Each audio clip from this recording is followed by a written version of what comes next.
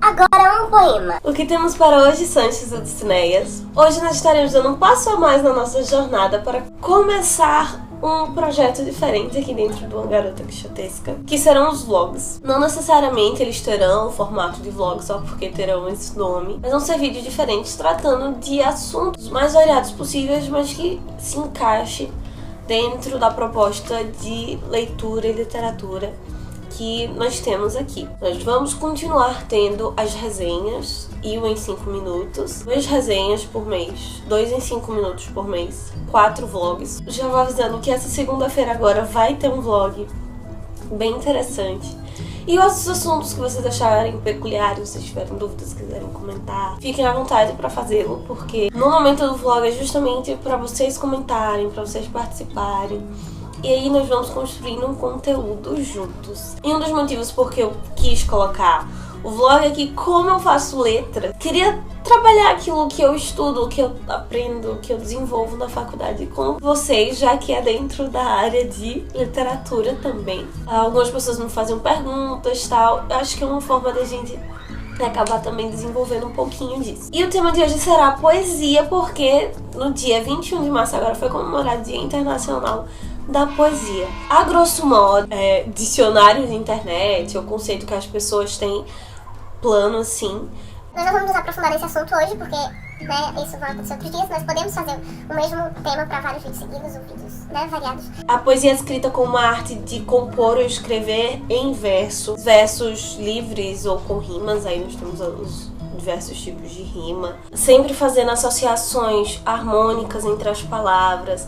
A poesia, ela vai ter um ritmo, vai se usar de expressões de figuras de linguagem, entre outras coisas. Isso a grosso modo. Só que o interessante é que dentro das figuras de linguagem nós temos a metalinguagem, como a poesia fala sobre a própria poesia. Então, para Manuel de Barros, por exemplo, um dos grandes poetas do nosso país, ele vai dizer: poesia é voar fora da asa. Dentro desse sistema de ritmo, de estrutura da poesia, Edgar Allan Poe, que esse ano, ainda nesse semestre, nós vamos ter Edgar Allan Poe pela primeira vez aqui no nosso canal. Ele vai dizer que a poesia é a criação rítmica das belezas da palavra. Então fala não só da beleza do sentido, né, mas também da estrutura, do gênero e do estilo. O Victor Hugo vai dar uma visão bem mais poética e sintática. A poesia é tudo que há de íntimo em tudo, porque sobre tudo se vai fazer poesia, sobre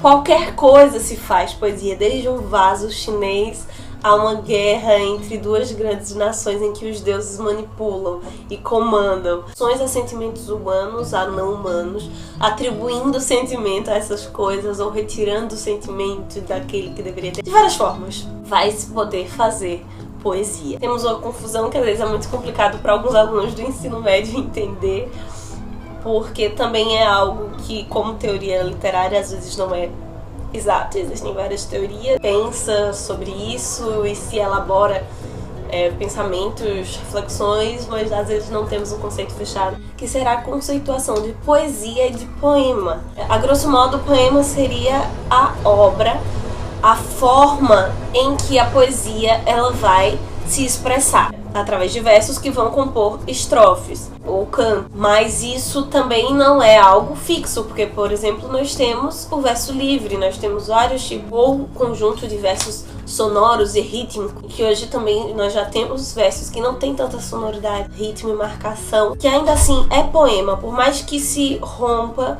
com certas estruturas, mas sempre vão ser estruturas em que a poesia vai estar dentro para que seja poema. E o que seria a poesia? Caráter do que emociona, que toca, que sensibiliza. Algo que me incomoda nessas conceituações é que a poesia que transgride esse sistema e aterroriza, causa espanto, causa horror. E é interessante que essa questão de sensibilidade, de afetar, aí sim seria uma palavra que nós poderíamos falar do afeto, porque ela vai afetar, independentemente se positiva ou negativamente. Ela nem sempre vai estar dentro do poema.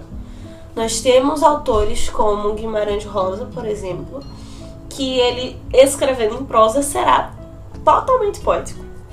porque ele terá essas características. Que características são essas? Teóricos da linguagem, o Jacobson, ele vai falar sobre as funções da linguagem, e aí dentro disso ele fala da função poética, que são funções que nós estudamos na escola também. Aí sim vai tratar da poesia como algo além do texto, porque não vai estar presa a uma estrutura, não é algo que vai estar apenas no poema, mas pode estar na prosa, pode estar em outras formas de escrita e de fala, de linguagem no geral. Vai retratar essa subjetividade. Há quem diga que a poesia ela não está no poema, mas no ser humano. Só estará sendo refletido o que está escondido no nosso íntimo. Então, por mais que seja épico, sempre vai tratar. É épico lírico, que é outro vídeo que nós poderíamos debater. Vai tratar da subjetividade. É o texto literário, então a função poética vai estar em qualquer texto literário, seja ele prosa ou não. E também em textos de publicidade, propaganda, mas sempre com essa função de acarretar sensibilidade, subjetividade. Então, foi só pra gente pensar um pouquinho o porquê falar disso. Porque nós vamos entender as manifestações que a poesia tem na nossa vida.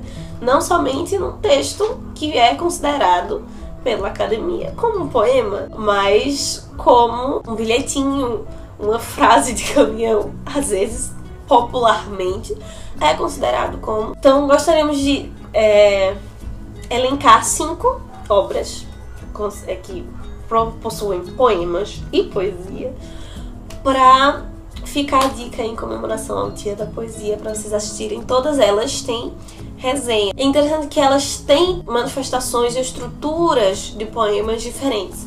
Uma delas é a Divina Comédia, que é uma epopeia escrita em verso. As Bucólicas, do Virgílio, um estilo de poesia bem mais clássico.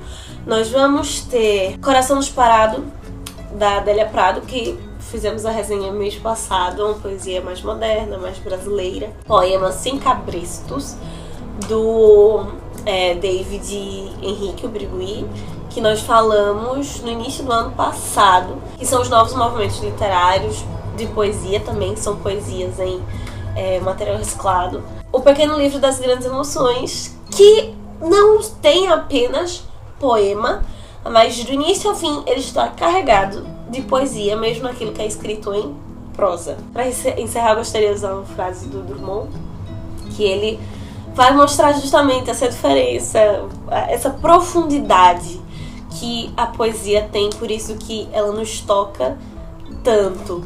Eu sou um pouco suspeita para falar porque eu trago muita prosa, porque eu leio mais prosa do que poema, mas pensando nesse fato de que a poesia ela está além do verso, ela está na escrita, na literatura, no geral. Se eu gosto de poesia, gosto de gente, bichos, plantas, lugares, chocolate, vinho, papos amenos, amizade, amor.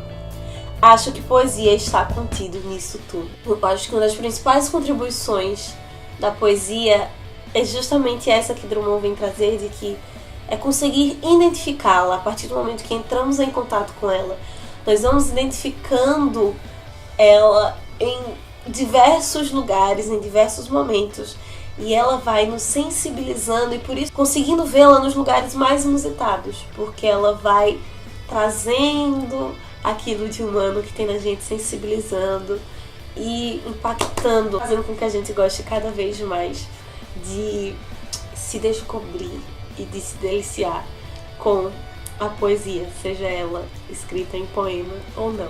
Então é isso, meus queridos cavaleiros andantes. Se vocês gostaram desse vídeo, se ainda estamos iniciando, vamos melhorar, mas gostam de poema, não gostam, o que é que acham, a sua opinião sobre poesia, fique à vontade para usar as nossas redes sociais, que possamos sair da biblioteca e ver a poesia além dos meios de ver. Valeu!